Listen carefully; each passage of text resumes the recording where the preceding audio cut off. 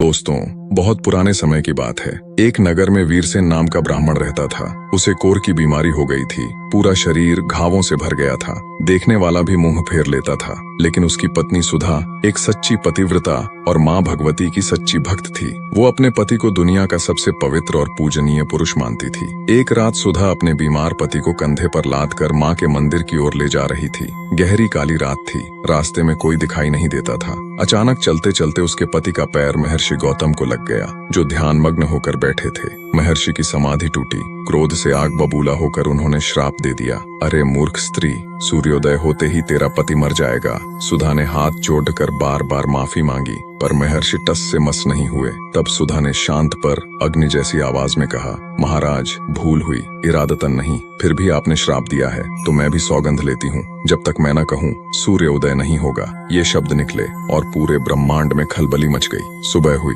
सूरज नहीं निकला। दूसरा दिन, 5वां दिन, 10वां दिन, धरती पर घोर अंधेरा छा गया। फसलें सूखने लगीं, जीव जंतु तड़पने लगे। देवता घबराकर सबसे बड़ी पतिव्रता माता अरुंधति के पास पहुंचे और बोले, माता, एक पतिव्रता के तेज से सृष्टि संकट में है, आप ही सुधा को मना सकती हैं। माता अरुंधति सुधा के पास गईं। ममता भरी आवाज में समझाया, बेटी, तेरे पतिव्रत की महिमा देखकर हम सब नतमस्तक हैं, पर सृष्टि माँ के समान है, इसे बचाना भी हमारा धर्म है। मैं वचन देती हूँ, तेरे पति को मैं फिर से जीवित और पूरी तरह स्वस्थ कर दूंगी। सुधा को विश्वास हुआ। उसने अपना वचन वापस लिया और बोली, ठीक है माता, सूर्य अब उदय हो सकता है। जैसे ही सूर्य की पहली किरण निकली, महर्षि गौतम का श्राप पूरा हुआ। वीरसेन ने प्राण त्याग दिए। माता अरुंधति ने सूर्यदेव को पुकारा, हे भास्कर, अगर मेरे पतिव्रत में जरा भी बल हो तो इस मृत पुरुष को नया जीवन, नया स्वास्थ्य और 100 साल का सुखमय वैवाहिक जीवन दे दो। महर्षि गौतम अहंकार में बोले, मेरा श्राप कोई नहीं टाल सकता, प्रयास व्यर्थ है।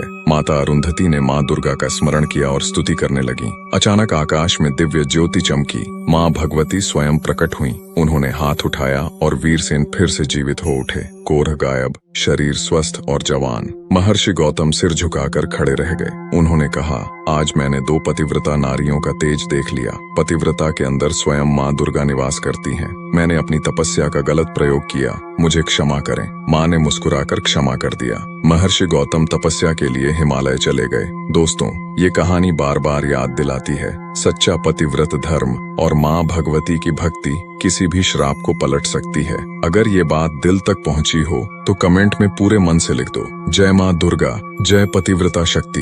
वीडियो पसंद आई तो लाइक शेयर करो, चैनल सब्सक्राइब कर लो और घंटी दबा दो, क्योंकि अगली कहानी में फिर माँ का कोई नया चमत्कार आपका इंतजार कर रहा है।